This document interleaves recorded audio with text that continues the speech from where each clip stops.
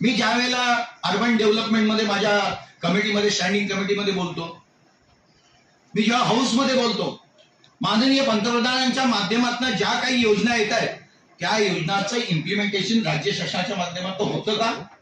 तर झालं पाहिजे. एक साधं उदाहरण मी देईन. जर हॉकरच्या बाबतीमध्ये फॉरेनला आम्ही जातो त्यावेळेला हॉकर्स काय असतात, सकाळी 10 वाजता बसतात, 4 वाजता त्यांना पुन्हा उचलून घेऊन काढून टाकतात, धुतात वगैरे, नाही गेलं तर तोडून टाकतात.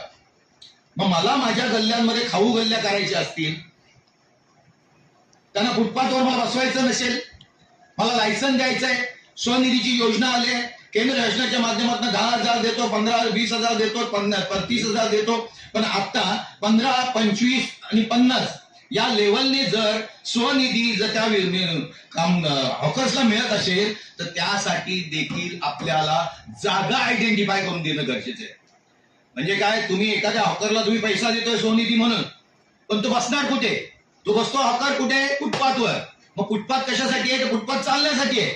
मग फुटपाथ चालण्यासाठी असेल तर माझ्या डेव्हलपमेंट प्लॅन मध्ये त्या गोष्टी येणं गरजेचं असेल की मला जर मार्केटची बाजू म्हणजे हॉकिंग झोन मला करायचं असेल तर ती मार्केटची बाजू त्या ह्याच्यामध्ये त्या डीपी मध्ये डेव्हलपमेंट प्लॅन मध्ये असणं गरजेचं आहे.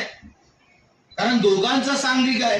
लोकांना फुटपाथ देखील पाहिजे आणि लोकांना रस्त्यावरती उद्योग पण पाहिजे किंवा काहीतरी कोथिंबीर घ्यायचे, आणखी काय घ्यायचे, याच्यासाठी जागा आयडेंटिफाय करणं हे काळाची गरज आहे. आणि या दृष्टीने मी माझ्या कमिटीला देखील सांगितलं आणि त्या पद्धतीने महाराष्ट्र शासनच नव्हे तर देशातले 36 राज्यांना देखील माझ्या तशा पद्धतीचे निवेदन गेलेले. याच्यामध्ये दुसरी देखील गोष्ट आहे, आमच्या इकडे मोची काम करणारे असतात, चपला हे करणारे, त्यांना तुम्ही हॉकरमध्ये कसं करता? कारण ते स्टेबल आहे.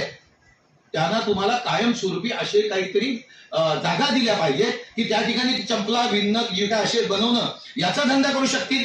तर पोटाला माझ्या उद्योग देताना त्याचं कायद्यामध्ये रूपांतर असणं हे प्रामुख्याने महत्वाचं आहे. आणि ते जर आम्ही केलं नाही तर त्यातनं उपयोग होणार नाही.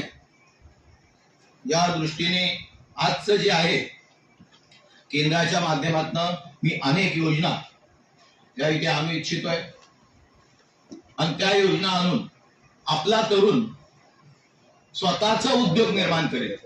नोकरी तर मिळेलच, पण स्वतःचा उद्योग निर्माण करून माझ्याकडे 10 माणसं कामाला कशी राहील याच्याकडे देखील आम्ही पाहिलं पाहिजे. हे कौशल्य मला माझ्यामध्ये आणलं पाहिजे आणि शासन तुम्हाला सर्वतोपरी मदत करणार आहे.